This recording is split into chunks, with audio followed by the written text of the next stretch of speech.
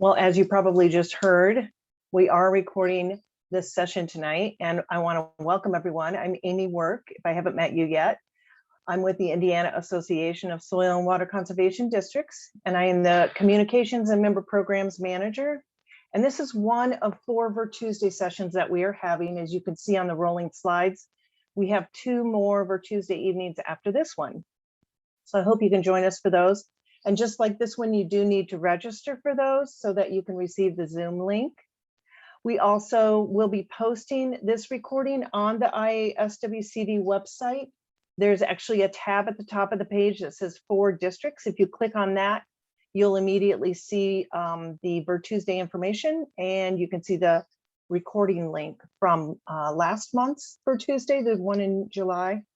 And then we will be posting this one as soon as it is ready as well, sometime in the next week. So I'm going to turn it over to Joe Schmies, our Executive Director, to introduce our speaker this evening. Thanks, Amy. Thanks, everyone, for being here this evening. Appreciate you giving us your time this evening. Brock, if you want to go ahead and even start putting your slides up, I think that's fine. So I want to introduce our speaker tonight for Human Resources 101. Dr. Brock Zehr. He is an associate professor of business and the MBA director at Huntington University. He earned a bachelor's degree in marketing and management from Anderson University, MBA from Indiana Wesleyan, and a doctorate in entrepreneurship from Walden University. Brock serves as a board director for the Huntington County Chamber of Commerce and volunteers as a business mentor for SCORE Northeast Indiana.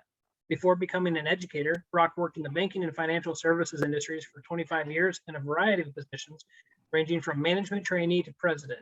He also owned and operated a specialty finance company and a vetting services business. His hobbies include reading, music, traveling, investing for the Huntington University Foresters, and spoiling his now 2 granddaughters. So Brock, appreciate you being here this evening. I'll go ahead and I'll turn it over to you.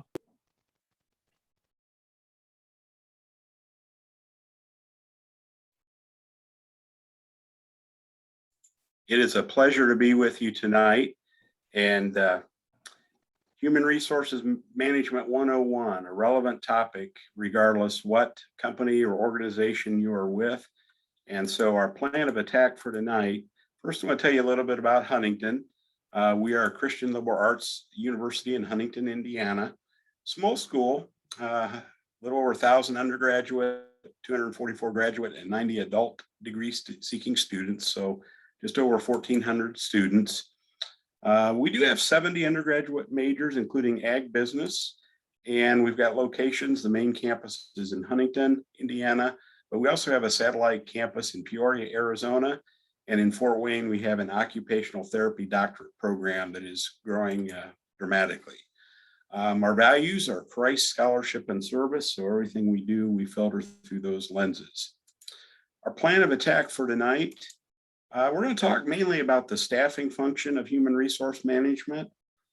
There are other areas of HR that you have to consider as well, but we're going to focus on staffing.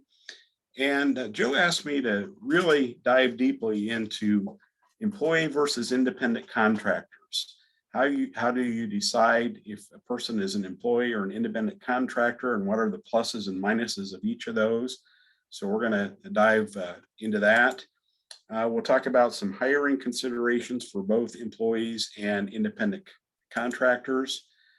I'll touch briefly on some performance evaluation, ways to do them, and some current trends. And then I'll open it up for Q&A. There was a preliminary question that was asked, and I think through the presentation tonight, I will answer that. But if I don't fully answer that, make sure to readdress it at the end, and I'll be glad to provide some additional information for that. Here is my one disclaimer for tonight. I have to read it, so I got to get my documentation here. I am not an attorney. The information presented today is for informational purposes only and not for the purpose of providing legal advice. You should contact your attorney to obtain advice with respect to any particular issue or problem. The opinions expressed today are the opinions of the presenter, me, and may not reflect the opinions of Huntington University. So we're all good now. We've done our due diligence and our disclaimer. Oh, by the way, a copy of this PowerPoint will be automatically sent to you. Amy will automatically send that to you. And what's valuable about the PowerPoint, and I designed it this way, is there are some interactive links in the PowerPoint that will take you to websites that will provide more information for my talk. And what I found when I go to conferences, you know, a lot of times you get a lot of information and you get back and you're back in the trenches and you forget things. And what I like are tools that are more like resources that you can go and use in the future. So when an issue comes up, you'll be able to go back and use the tool as reference material. So that's the way I designed this particular material. So let's talk a little bit about the staffing function of HR. It's all about finding the right people, having them in the right jobs at the right time. And right now, you all know staffing is a difficult thing because of the competitive environment we're in. And, you know, a lot of people that aren't working because of COVID or extended unemployment benefits, et cetera. So staffing is really challenging right now.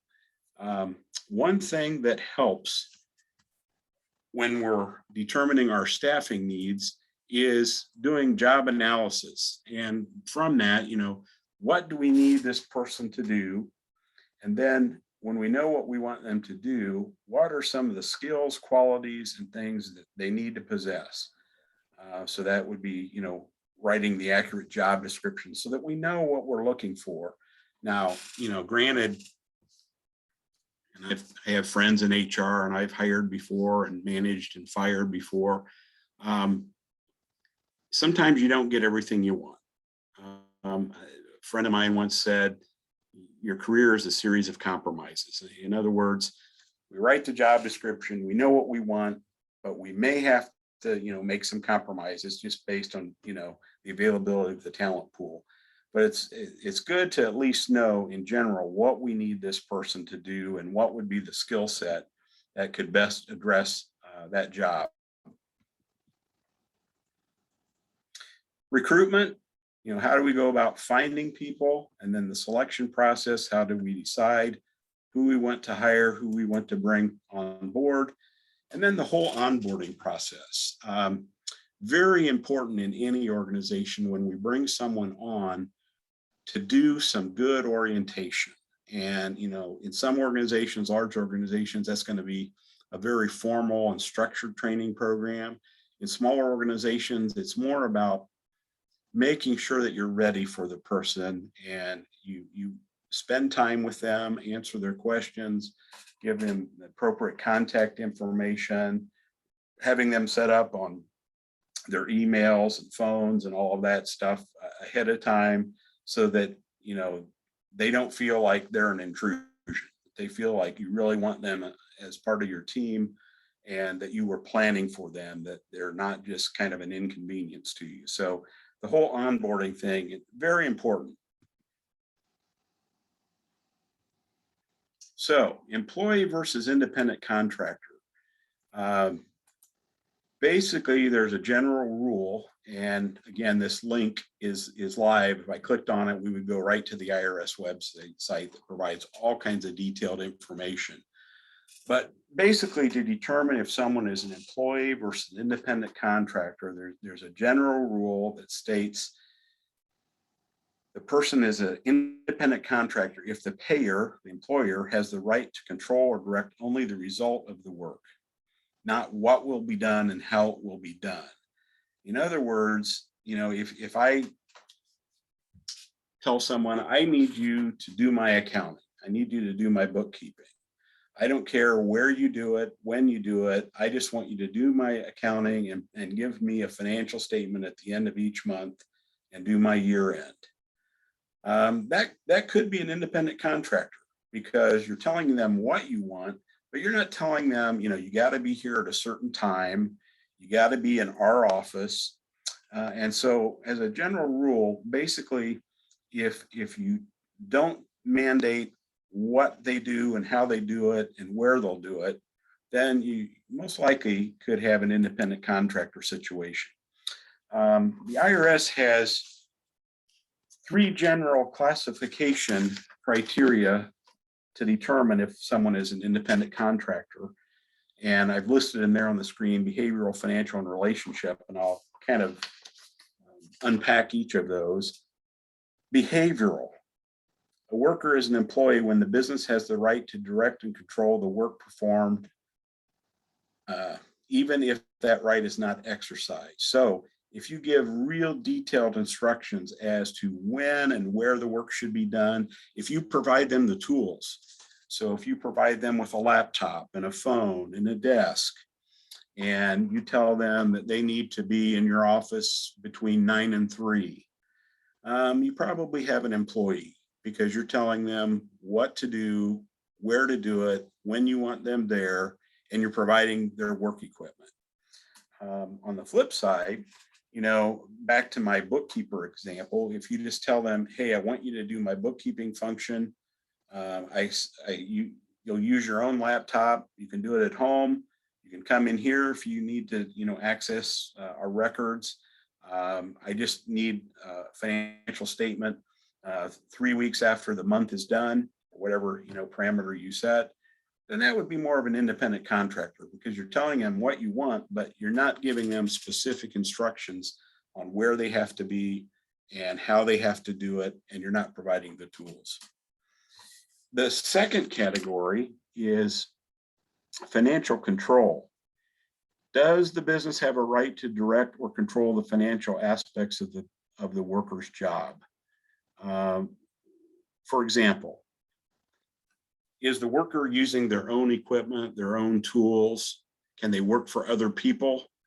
If so, they're probably an independent contractor.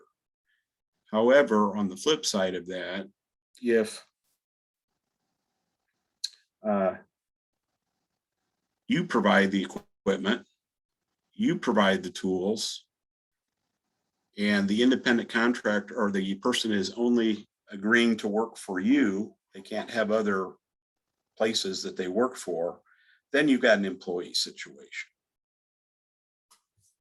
The last criteria is relationship, and typically, this isn't always the case, but typically with independent contractors, you're going to have a written contract that governs the employment, that governs the terms of the work.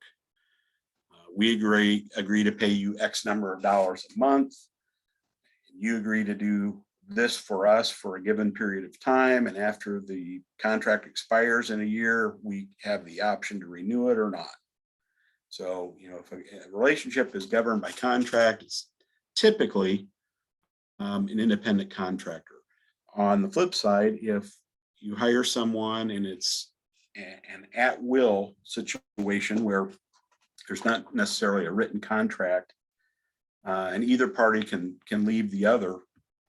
If the employee finds a better job, they can leave. If the employer doesn't like the performance of the employee, can terminate the employee. Then that's going to be an employee relationship. So the relationship matters. Another part of a relationship is benefits. Independent contractors, you would not pay their benefits. They're responsible for their own taxes, their own insurance, their own payroll taxes. Not going to have life insurance or paid time off or anything like that. Whereas if you have an employee and you pay you withhold their taxes and you pay your employer share of the taxes, you offer them some benefits and maybe some time off with pay, then you've got an employee situation. So that is a significant part of determining whether you have an employee or an independent contractor.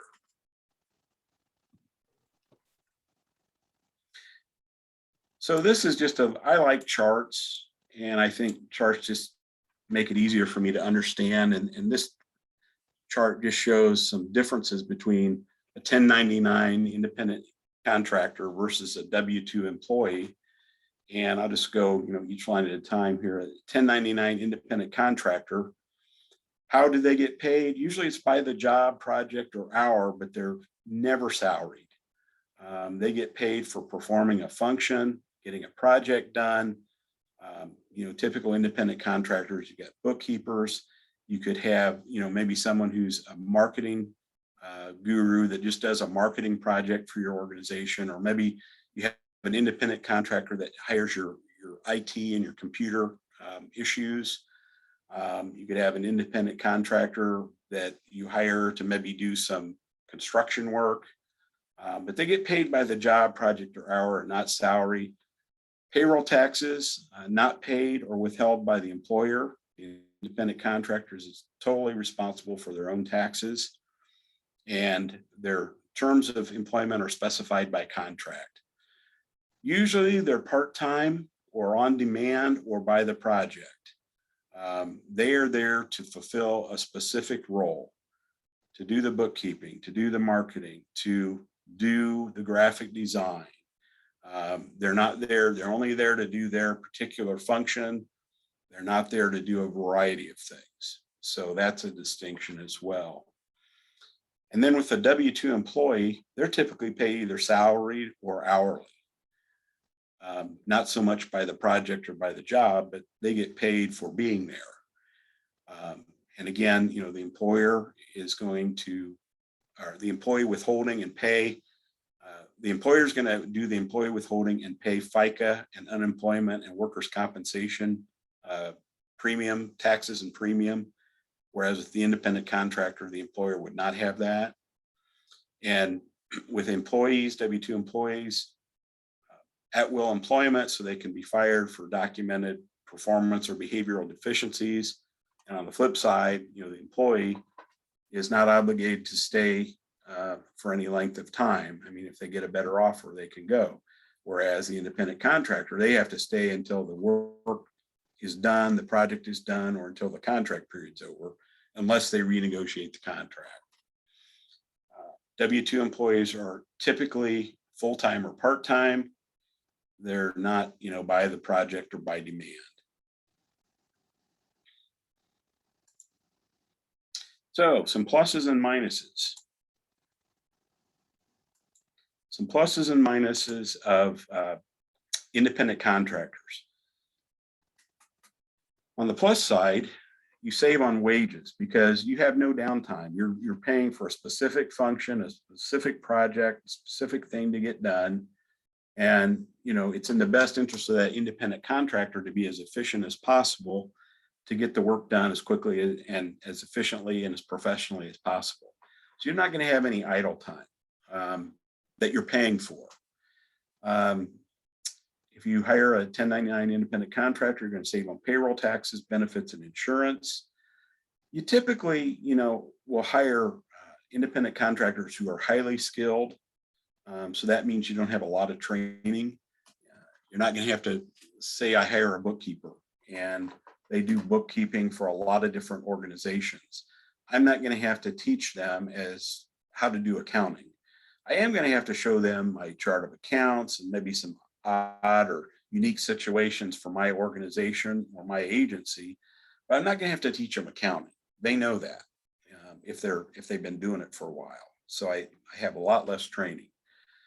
Independent contractors are typically pretty easy to find because they're self-employed and they're hungry. They want business. So they're easier to find. You manage them by their contract.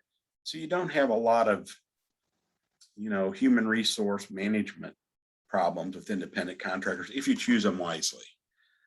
There's not a lot of drama. They come in, they do their thing.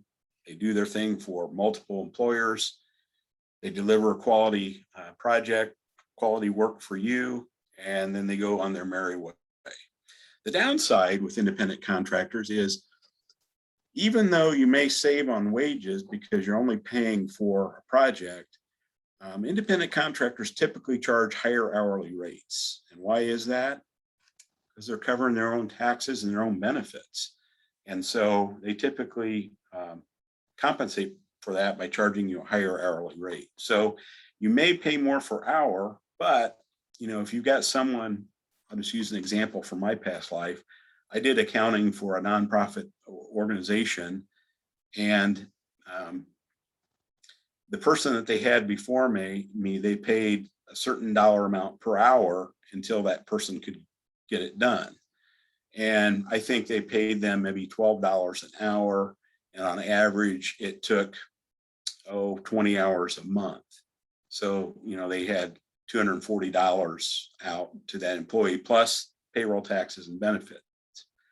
I came in and did it for a straight $200 a month because I knew I could get it done in about 5 hours.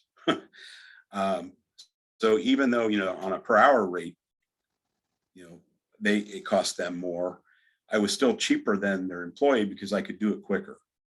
And I just billed them a flat $200. They didn't know that it only took me 5 hours as opposed to 20, because it was pretty easy stuff. Teamwork may suffer. That's another downside because independent contractors are there just to do their contracted thing. They're not there to fill in for vacations, for people who are sick, to answer the phones, to do anything else that's not in their contract to do. So, if you have a couple of employees and an independent contractor, there may be some ill will. Why doesn't an independent contractor answer the phone? Or why do they not show up until 11 o'clock in the morning? Well, it's because they don't have to, because they're not an employee. But it can hurt morale a little bit if it's not managed well. And then capacity constraints. Independent contractors typically do not want to become part of your long-term team. In other words, they're happy being independent contractors working for a variety of different companies and organizations. So you can't use them, to fill in for vacations, sick leave, retirements, when people leave. And so you could have some capacity constraints with independent contractors. So on the flip side, what about pros and cons of W-2 employees? Well, the plus side, now I did this slide before the most recent employment situation where we're finding it's really hard to find people to come to work. But before COVID, you had a larger recruitment pool. A lot of people you could draw on to become your employees. Now it's a little bit more difficult because a lot of people either don't want to work or they're requiring a lot more money to work. So this may not be as big of a plus as it once was. You can do some succession planning with W-2 employees. I mean, you can bring them in one role, groom them, teach them, and then prepare them to take on greater responsibilities in the future. Whereas with an independent contractor, you don't have that because the independent contractor really doesn't want additional responsibilities. They only want to do what they're contracted to do. You have more accountability, more buy-in by that employee when they're a W-2 employee. They tend to care more about your organization because their livelihood depends on it.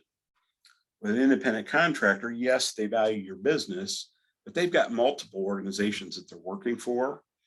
And so they're not going to be as accountable as a W-2 employee just because their total livelihood doesn't depend just on you.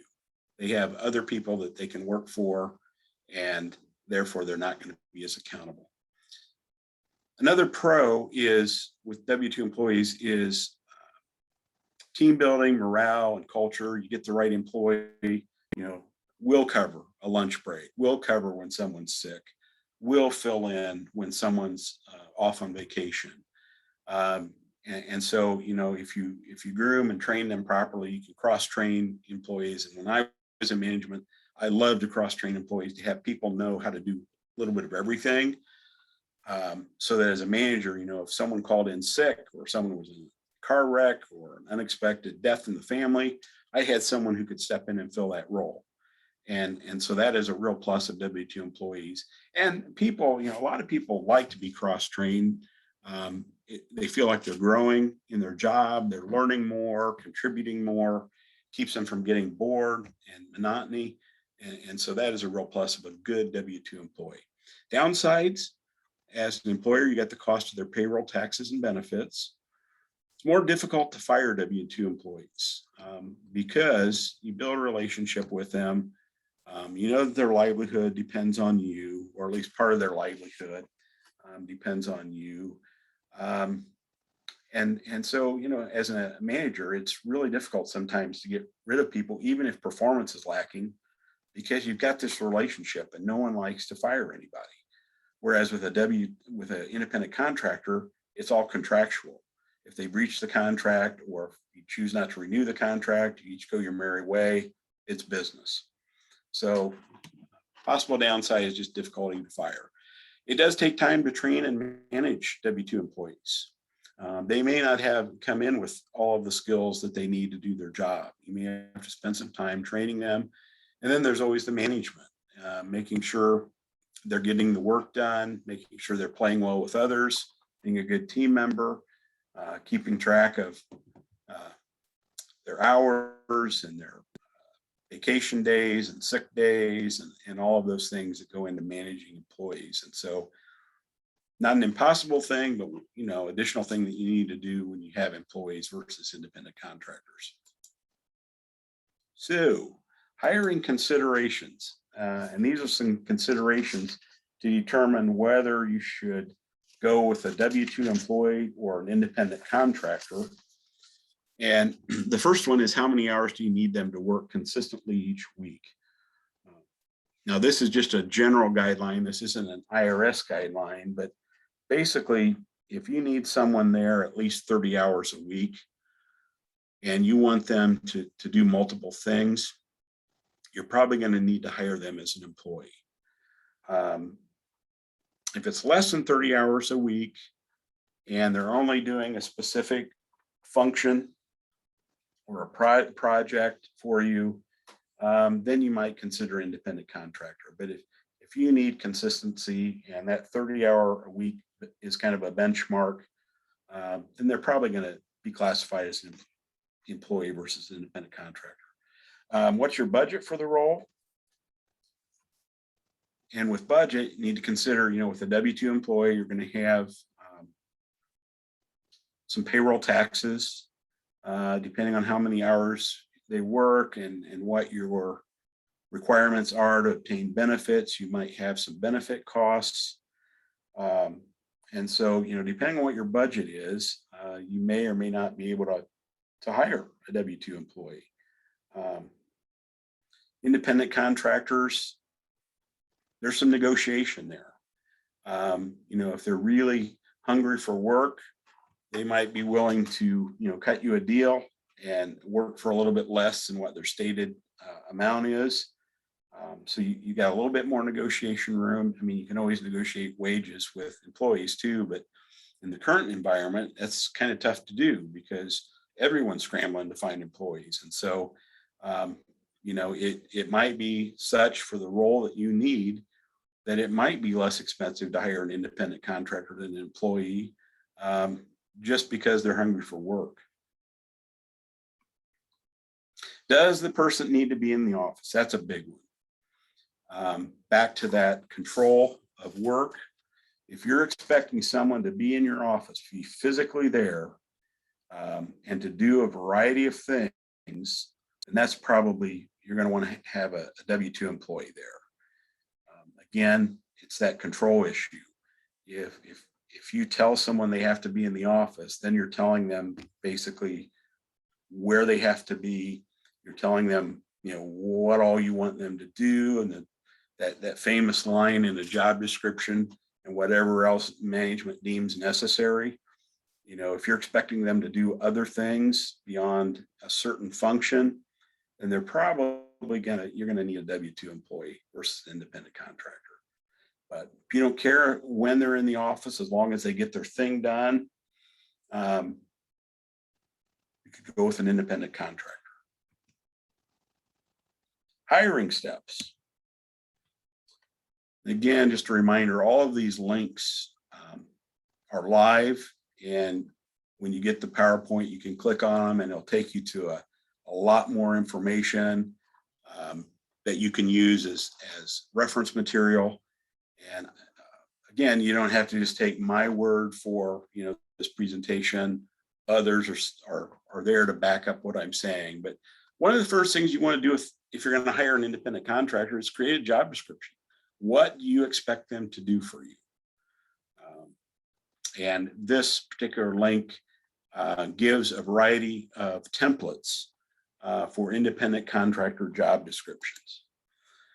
Post a job on freelance websites. One of the earlier questions that I had from someone in advance was, how do we go about finding independent contractors or freelancers? This link here for freelance websites will give you a variety of different freelance websites where people are posting as independent contractors to find work. And, you know, it could be bookkeepers, it could be an office manager, it could be a graphic designer, it could be a website manager, people who have a specified set of skills and all they do is the same thing day in and day out, and they just want business customers. The freelance websites, great place to go. Even though you hire an independent contractor versus an employee, you still want to interview them. You want to make sure the independent contractor seems like he or she will be a good fit with your organization. And then also check references. Check with other companies that have hired them. Did the independent contractor perform well? Were they reliable? Were they honorable? Were they ethical? How did they interact with people in the office? You know, you can be the best technical person in the world, but if you can't get along with people and you disrupt the whole office, you may not be the right person to bring in as an independent contractor. So very important to treat it like an employment interview where you ask questions and check references. Depending on what the independent contractor is going to do for you, if you can review some of their work in the past, this becomes really important for people who are doing things artistically for you, or maybe from a marketing standpoint. I'm on our local Chamber of Commerce board, and we just recently hired an independent contractor to redo our website. Well, one of the really key factors in who we chose was reviewing some of the websites the person had designed. And we found an independent contractor who had done websites for other Chamber of Commerce organizations, and they were really done well. And they had a lot of the bells and whistles that we liked, and we could still customize it, but we had a good sample of this person's work. And that was really important in determining if we were going to hire them or not. So again, you know, depending on what the function is, if you can review their work in addition to checking references, that's a wonderful thing to do. With independent contractors, you want to have contract so that everything's spelled out, and that's protection on both sides, both for you, the hiring entity, and the independent contractor. It protects both of you. And this link to contract preparation gives you some standard boilerplate templates for independent contractor contracts. Again, you know, back to my disclosure earlier, you know, it's always good if you have a local attorney that you want to work with, customize it for your organization. That's great. But at least here at a minimum are some templates that give you an idea of what you want in a contract with an independent contractor. You'll need to obtain an IRS W-9, and that is basically the form that they provide. The independent contractor provides either their employer ID number, federal ID number, or if they just are a sole proprietor, their social security number. Because one of the things when you use an independent contractor, you have to issue a 1099 at the end of the year. The rule right now is if you pay any contractors $600 or more, you can issue a 1099 if you pay them less than $600, but you're required, if you pay someone at least $600 a year, you have to issue them a 1099. Well, to do that, you need their tax ID number, which is what the IRS W-9 is for. And then kind of got ahead of myself. You would need to generate an IRS 1099, and this link would take you right to the IRS page that has that form, and those need to be done by January 31st. And just like we talked about onboarding, even if you hire an independent contractor versus an employee, it's still good to have an onboarding process where you introduce that contractor to everyone who works in your organization, maybe some key stakeholders, customers, contacts. In my world, the Chamber of Commerce, board members, so that that contractor knows who they're working with. It's also great as part of the onboarding process to provide them with the names, email, phone numbers of key people, so that if they get stuck, they'll know who to call, so that they don't feel like they're isolated and working alone. Even though they're an independent contractor, they feel like they know who to talk to and who's the go-to for certain things. And they feel like they are a part of the organization, even though technically they're not an employee, they're an independent contractor. So, did the independent contractor hiring steps. W-2 employee steps are similar. Having a job description, and this link will take you to all kinds of templates for job descriptions and what should be in a job description. And it's good to, not only create job descriptions, but review them periodically because they can get outdated. Quick story. When I came to Huntington, I asked for a job description for my position, and I was hired here in 2014, and the job description hadn't been updated since 1985. Well, the world's changed a bit, right, since 1985. Now, it was generally okay, but there were some things in it that just didn't make sense. And so it's a good idea not only to create job descriptions, but to periodically update them so that they actually reflect what you want that person to do and what the chain of command and skills and qualities that you need for that person to do a good job. You can post jobs for free on job websites. For independent contractors, I mentioned independent contractor websites, a lot of free job websites out there too. And I can tell you from working with millennials and Gen Z, my past and current students, that is their preferred modality to find work. They prefer to just, go to the websites and find it online. The old days of, knocking on doors or making phone calls, or, back when I was young, we used to look at the help wanted ads. That's kind of a thing of the past. But if you can get on those job websites, and a lot of them are free, you'll get a lot of traction. And of course, I still think word of mouth is great. Someone who knows someone who might be looking or be a good fit, or maybe, sometimes people will change jobs, not even because it's money related. They just need a change of scenery. Maybe they're burned out in what they're doing. Maybe they don't like their boss. They don't like their coworkers.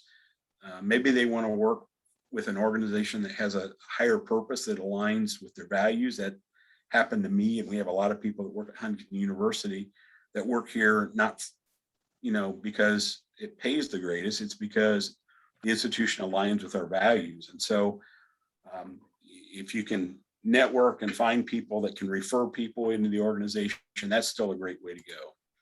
Again, interview and check references. Offer an acceptance letter. It's kind of a given, but it's, again, for both sides, so that you know what you're extending to that employee, and the employee is clear in what you are offering them. And it's just great to do that. It's professional. And it also is a good thing in documenting the personnel file to show exactly what the terms of the offer were. And then I would have them either sign or initial that they accept those terms. It's not a contract. It's just kind of a written agreement or acceptance or acknowledgement of terms. With employees, you need to keep personnel file, and this link tells you some of the key things to keep in a personnel file and how long you should keep them and that type of thing. And then with employees, W-4, that is for their federal withholdings, how many exemptions they're going to claim for withholding tax. DHS I-9 is to make sure they're legally able to work in the US. And then if they're in Indiana, the Indiana WH-4, which is where they claim the number of Indiana exemptions that they want for payroll taxes. And again, last step, but very important step. And I can say it from my own personal experience, but also from, just a lot of things that I've read, how important that onboarding is to make sure people, when they start a job, that they feel like they're wanted, that they know the people in the organization, they know the rules, they've been trained, they know who to contact for certain issues. They've got someone that they can go to, whether it's a mentor or a manager, to get their immediate questions answered. Very important. I remember one time when I started a new job and I felt like an intrusion. They were not ready for me. No one was assigned to mentor me. And I felt like a fish out of water for about 3 weeks. And then finally I moved to another department and I got a real structured training program. But that initial onboarding experience is just critical in getting that employee acclimated and getting them to feel like they're part of your team. There is a lot on this particular slide, but this deals with effective employment performance reviews. This is one of those things, both employees and managers, and I've been in both situations. We typically don't like performance reviews. As a manager, we don't like giving them, and as an employee, we don't like receiving them. But there's a lot on this screen. I'm not going to go through all of it, but one of the latest trends with performance reviews is to do them more often, and maybe not do them as formally, but do them more often. And when you see something positive or negative, addressing it then, rather than waiting for, a year from now or 9 months from now to address it immediately. And I can tell you this too, and this is from my current students, they like immediate feedback. In fact, they really value it. They want it. They don't want to wait 6 months, 9 months, or a year to find out how they're doing. They want to know right away. Am I doing a good job? Am I not doing a good job? What do I need to improve upon? What am I doing well? And so, a lot of it can even be informal, but more frequent feedback, very important. One of the things I did when I was in management is I documented when I saw something good or negative. I would document it, put it in their file, because you get busy in the workaday world and you forget things, and then all of a sudden it's time to do reviews. So if you choose not to meet with them more frequently, I would say at a minimum, document things in the file so that when review time comes up, you've got things that you can talk about. Another concept that a lot of organizations are going to is getting performance review from people other than the immediate supervisor. It could be from your coworkers, it could be from customers, it could be from other stakeholders. How is this person getting along with everybody? How is their work? How is their work ethic? How's their attendance? And getting a variety of opinions on that. That way you get a more holistic view of the person. Now in smaller organizations, it's easier, to do the performance reviews. But if you're in a large organization, or if you got, many employees, getting other opinions can really help when you're doing a performance review. Okay, enough of that. Some additional resources. And these links, again, will be live in the PowerPoint that you receive, but Society for Human Resource Management, known as SHRM, they have a lot of resources on their website, specifically about human resource issues and questions and laws. So that's a very good resource. Employee review, employee performance review templates. Here are 70 of them that you can use if you don't have a standardized one or one that's required that you use. Here are some templates that you can use to give ideas on feedback. And then I put a law site in here, hrblr.com, which is from the Bureau of Labor Relations. A lot of legal information, answering legal questions that pertain to human resource management.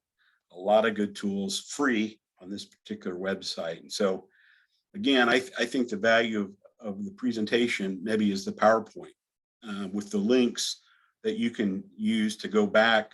If this isn't relative this week, but maybe 5 weeks from now, an issue comes up, you've got these links that you can go to get some additional information. So with that, we've got some time for questions, and I'll be glad to take those. Brock, there was one in the chat. Okay. It's about if you have like a full-time employee that's getting ready to retire, but the board might want to keep them on as a contract employee to train their replacement. Would it be better for them to stay on as a full-time employee and train that replacement, or leave and come back as a contractor?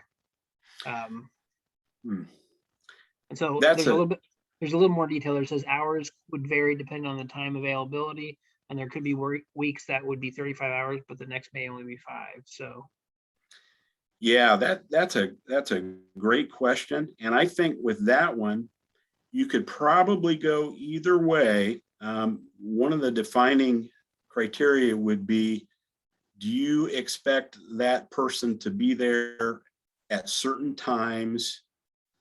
In other words, are you gonna dictate the schedule?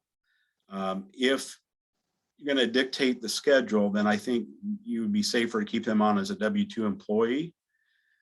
But if it's more as an need to know basis, and they're more like they're on call or to train as questions arise, then I think you could probably be safe in going as a 1099 contractor.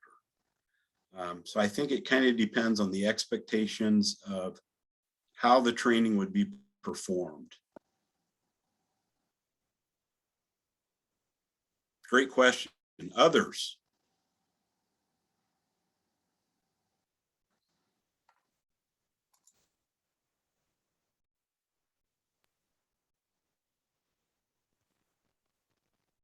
Brock, I have one, in terms of, obviously the meeting back throughout the years is good.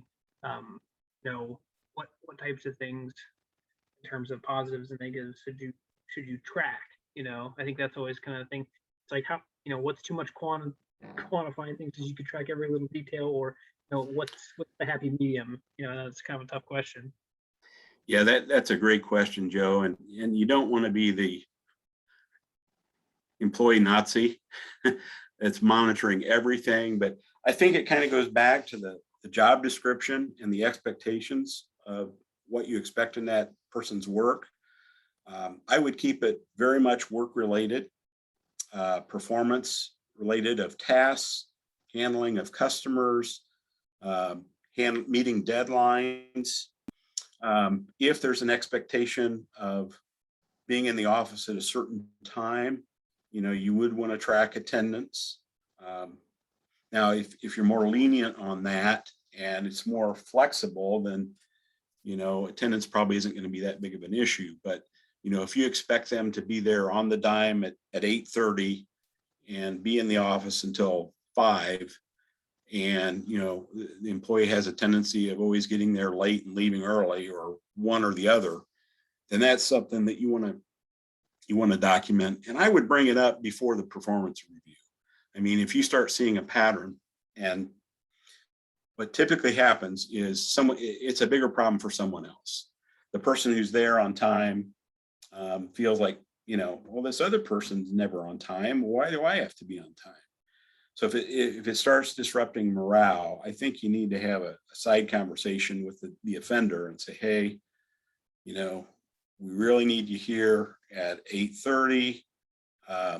Let's make 8:30 the rule. And, things happen. We get it, traffic, accidents, snow. But let's make that the exception and not the rule. And I want to see how you can do over the next 3 months. And after 3 months, see how they've done, and you keep monitoring that just to make sure that you help change behavior. But in documenting the file, I would keep it to performance related issues on doing their job, meeting deadlines, working with customers, and other important criteria of the job. Brock, there was a follow-up to that other question in terms of the contractor versus full-time employee.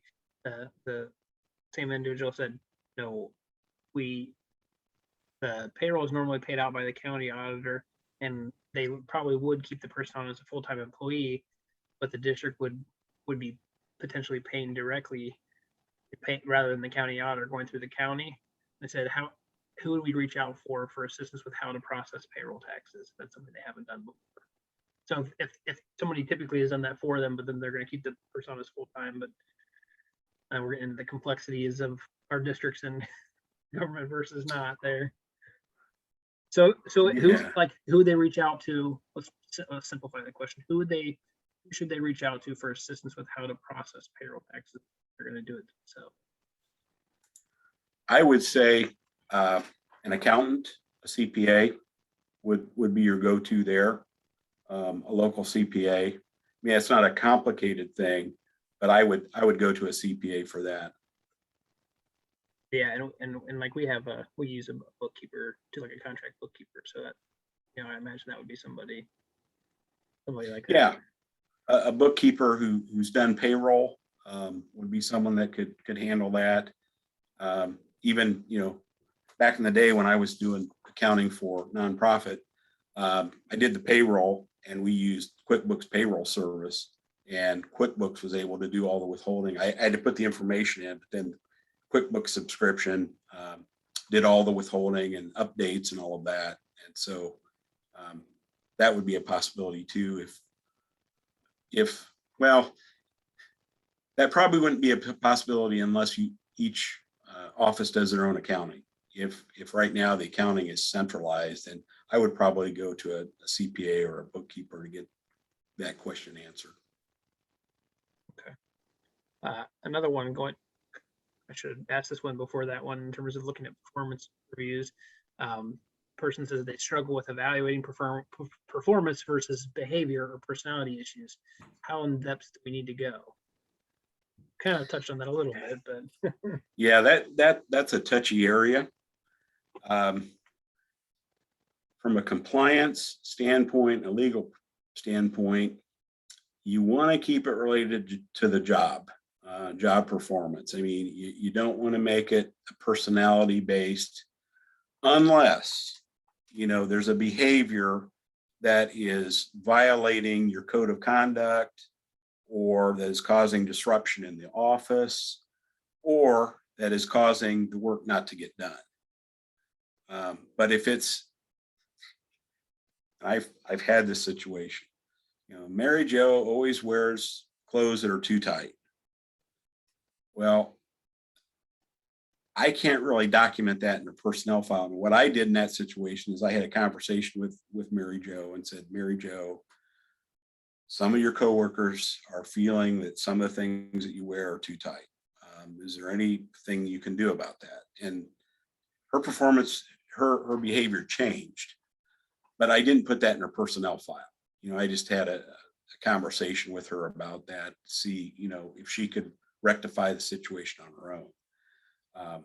So that's, now, if it's a behavioral issue where, they're rude to customers, and it's affecting, the performance of the organization, that's a job performance indicator, because it's affecting relationships of the business. So it's a fine line, but I would say, try to keep it related to getting the job done and the job description parameters that are set.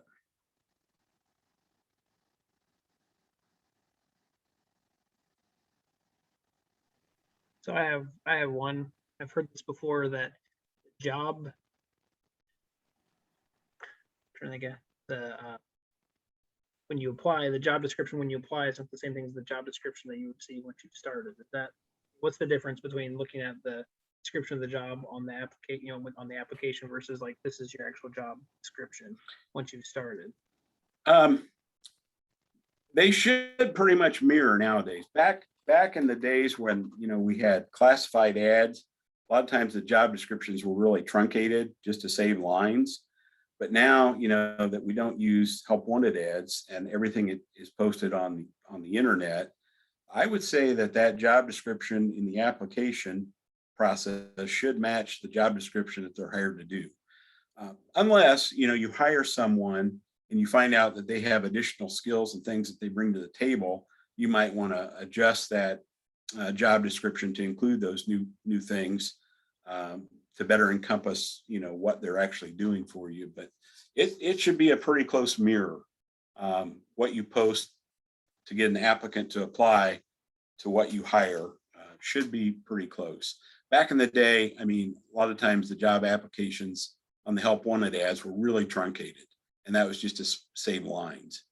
But now with stuff being posted online, you pretty much see it is what it is. That makes sense.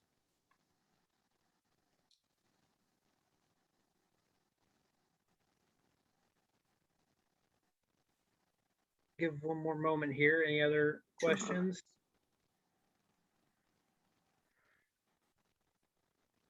I don't see any more, Brock.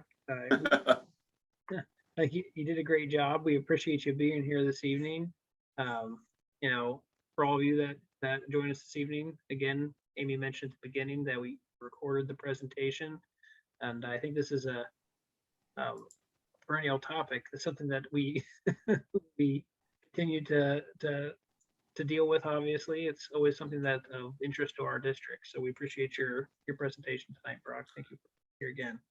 And it's continually evolving because we all know that society is changing and the workforce is changing. And so how we recruit, train, motivate, and evaluate will also continue to change. So appreciate the opportunity. And again, I think that the PowerPoints with the links will really help be supplemental resources for you in the future. And we'll make sure we share those. Very good. Thank you. You're very welcome. Thank you all.